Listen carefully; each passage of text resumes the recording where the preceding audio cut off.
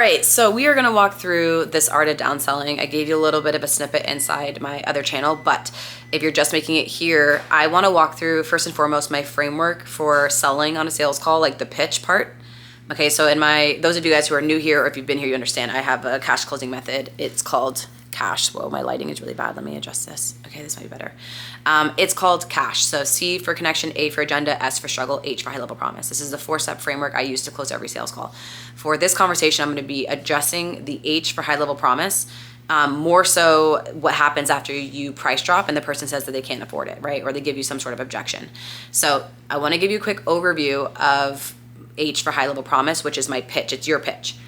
When you are done with discovery, for us, that's the struggle section. So when you're done with discovery, you've asked every question you need to. Your goal here is essentially transition into your high level promise. Now, the high level promise is where you're going to present this person one option, one opportunity to work with you. Okay, not a million different options. You want to make sure that you keep it super simple because again, if you create too many different options, then they're going to be like, oh, I can't make the investment. I need some time to think about it. Yeah, because you gave them too much to think about. So what you're going to do is when you get to your high level promise, you're going to break your pitch up into 5 steps. Your why, your what, your how, your temperature check, and your price drop. The why is going to be why you're credible to work with someone, like why they should pay you money, and also why they're there, okay? The next is going to be your what, which are your 3 pillars. This is what you're guaranteed to give someone. It's literally what your offer actually is. And then you're going to have your how, which are your deliverables, how you actually facilitate your offer. And then you're going to have your temperature check, which is going to be on a scale of 1 to 10, how someone actually feels about you and the offer. And this is super important because we can actually obstacle handle it like right here instead of waiting till you get the I can't afford it or I need to think about it objection. But a lot of you guys skip it because you don't temperature check. So we'll have a temp check, then we'll have a price drop. So this is a full video that, everyone in my silver selling system, this is a online, essentially virtual academy that I've created that teaches my entire sales process. It's inside of there. So those of you guys who know it, I'm not going to go into great detail about that right now. We're just going to be talking about downselling. So at this point, when you get to the 5th step in your high level promise, which is your price drop, you're going to say to work with me over the course of the next 3 months to achieve X, Y, and Z, you're looking at only 3K, right? Very simple price drop. Now, let's just say someone gives you, I'm going to pick a higher price point. Let's just say it's 5K, which is like still not super high, but let's just say we go with 5K. You have a 5K investment, you price drop. Your goal here is to also follow my 5-step framework when it comes to objection handling. You get the no, so I can't afford it, right? That's the first step. Second step is gonna be your silence. You need to sit back in silence and let yourself and this person process. Your silence is also gonna be where you're gonna show your strength and your authority. This person's going to be like, wow, like who's gonna talk first, right? You always hear that in sales, like whoever talks first loses, all right? So create that space for you to think and for them to really think about what they just said. The third step is gonna be you asking clarifying questions. When you say, you can't afford the 5K, is it like simply just a cash on hand issue, or is it like a value issue? Like there's something from the program that you feel like is missing? No, it's simply just the cash. Or when you say, the 5K is something you can't afford, is that because the 5K is not something you have available to you? Or is it because, you worked with someone previously and it didn't work out so well? And so because that you're kind of like, is this really going to work this time, right? What is it really? So we want to ask clarifying questions. Once we've asked the clarifying question, we're going to isolate the objection when they give us the answer. So someone might say, yeah, like I've already been worked with 3-4 different people in this space and like nothing has worked for me. And like, I just am tired of paying for things that don't give me results. That's isolating the objection. And then, so that's step number 4. And then step number 5 is where we're going to lean right into that objection and hit it pretty heavy on. So at that point, I'm going to say, okay, well, like, let's talk about it. Like, what happened? If you didn't do this in discovery, which you should have already done it, sometimes sales calls are not linear. So maybe we didn't cover it, maybe it didn't come up. It's going to come up here. We need to address it. And you're going to do this until you dissolve the obstacle. You're not going to move on until you do this. If you try to do your downsell right here, which is what most people do, like it'll be like, oh, it's 5K. And then someone will say, oh, I can't afford that. And then you're like, okay, like I have another option, or I have like discounts with like that might work better for you. And all of a sudden you've lost your leverage because you've already presented a new opportunity for them. And now they feel like they can choose. Now there's multiple options. And the problem here is you didn't really exhaust this option all the way to the point where this person has admitted their own guilt, which is usually the case. There's a lot of fear. There's maybe resentment from previous situations. Maybe they, like it's just something that logistically they can't figure out, like whatever. Like For whatever reason they're giving you the I can't afford objection, that initial smoke screen, it is your job to figure out what really is happening.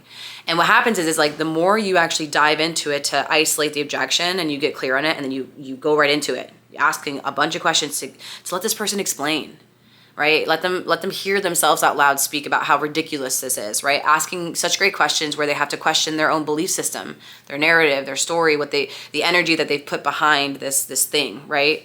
And when you get to this point where they're kind of questioning that piece, we want to run through all those options before you present a downsell.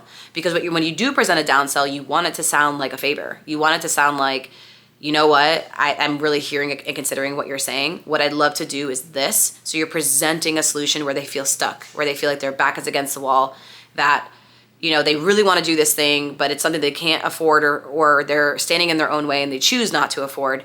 And so what you're doing is, instead of letting them leave this call empty-handed, both of you, you're going to present the downsell as a favor. And that's how it should feel. It won't feel like a favor if you automatically offer payment plans or you automatically offer this downsell as soon as the person says they can't afford it. So to give you an example, again, the person says, oh, I can't afford it. I'm going to get the no, which is I can't afford it. I'm going to sit back in silence. I'm going to pause. I'm going to ask a clarifying question. Is it a, you know, I don't have the cash on hand thing, or is it the fact that when you worked with someone, it didn't work and you're worried if it's going to actually work for you? I'm worried that it's not going to work for me. Boom.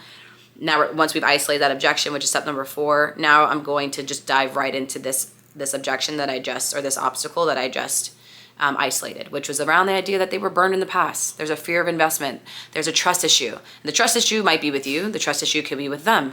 And your goal here is to ask questions to identify that. So I would say something like, yeah, like, well, what's going on with you? Like, what happened there? You know, tell me more about that.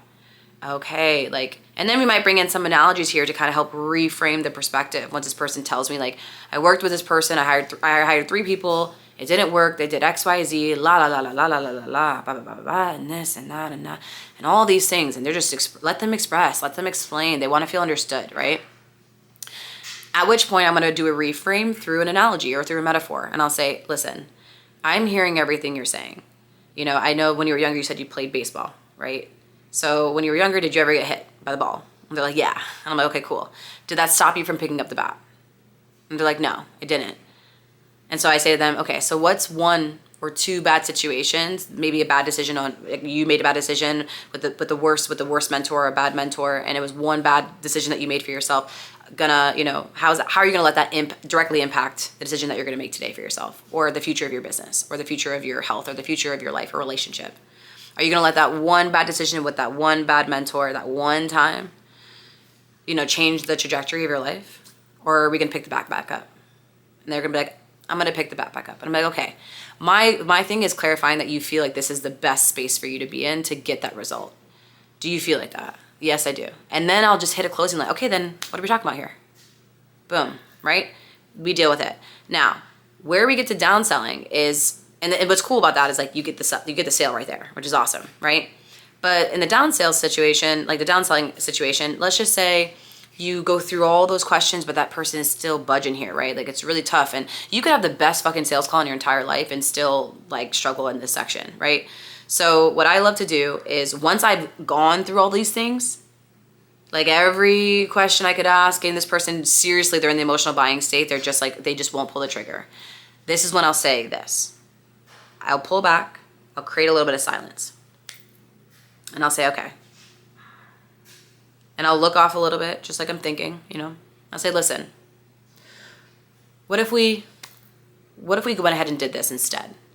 What I'd love to do, and this is actually me advising them, what I'd love to do is I would love to give you access to the initial high-level strategy call we talked about. It's it's the same thing that's in the 3-month program, because we start with that initial high-level strategy call anyway. But because of where you are, I would hate for you to just leave this call and be standing still and doing nothing and, you know, come back to me 3 months later, 3 weeks later in the same position. But what we can do is start with a high-level strategy call. And on that call, it's still building out the roadmap. It's still everything that we discussed. Because remember, earlier you pitched this offer, so part of this offer should actually exist in this downsell. So you don't have to really necessarily, you know, lay everything back out and repitch it, but you can just kind of reiterate it.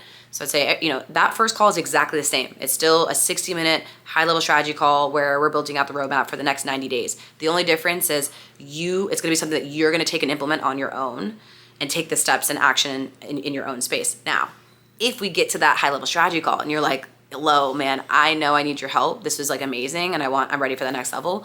We'll just go ahead and bump you up into the 3-month and you'll just pay the difference. Like there's no need for you to pay the 5K. Like if you jump into this, you'll just pay the difference. And what's great about this offer, it's only $1,500. It's only $2K. It's only $3K. So I went from a $5K offer to a $2,000 offer, a $3K offer. Or in a lot of situations, usually I'm selling like a 5-figure offer. So I'm like, you know, and instead of you investing $15K today, like you're only investing 5. So I went from a 5-figure offer to a 4-figure offer. So I'm like, yeah, and it's only $5. It's only 5. I said $5. And it's only 5K. Right? So being able to price anchor with the 15K option first, and then coming to this downsell and being like, it's the same exact thing, and we build out the full roadmap for you. If you get on that call and you're like, you know what, Lo, I really want to do this, we'll just go ahead and bump you up and you just pay the difference. Fair? But what's cool about this, it's only 5K. Or I might even say, and what's cool about this, it's a third of the price. It's only 5K. So going from a 5-figure offer to a 4-figure offer makes it feel more digestible, and it makes it feel like a fucking no-brainer.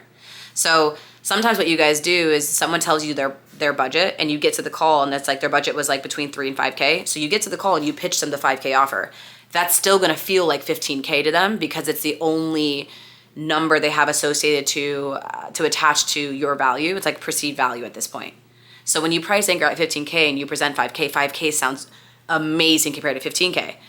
So similarly, if you pitch a 5K offer and then you downsell to a $1,000 offer, again, the $1,000 sounds like a no-brainer compared to the 5K.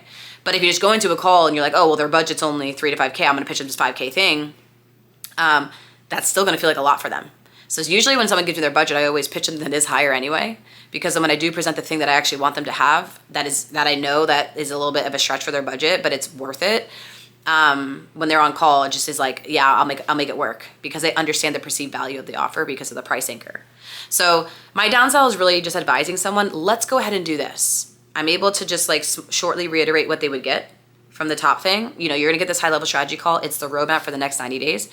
And you'll still get access to the mob. You'll still get access to our academies, all of that. The difference is like, this is my roadmap for you so that you can start taking action straight away. Then if we get to that call and you're like, you know what, Lo, I want you to come alongside me for the remainder of 3 months, then we'll just pay the difference. But what's cool about this, it's only a third of the price. It's only 5K. You want to go with that? Cool. And then you get the close. So just wanted to give you a little tidbit on how I do a downsell. There's a lot of like iterations and options here. I'm just trying to pick like the easiest like templated version of how most of my calls do go. But try this on your next call. Let me know how it goes for you. And I'm curious to hear the feedback, but this has been a game changer for a lot of my clients and also for me as well. So hope you find this valuable. Happy closing as always. And yeah, I'll see you guys soon.